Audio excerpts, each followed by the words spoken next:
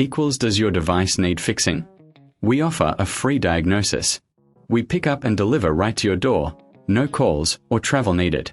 We send you a quote before repairing, and only go ahead if you approve it. Easy, transparent, and professional. Link in description.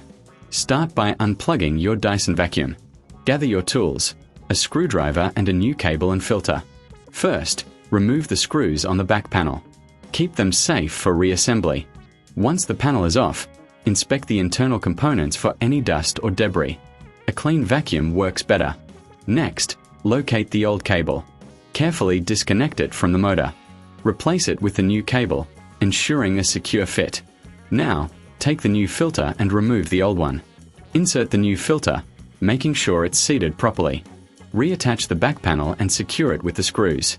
Remember, if you need help, we offer professional diagnosis without obligation. Enjoy the convenience of pickup and delivery at your home. No calls, no travel, just a simple service. Always get a quote before repair to avoid surprises.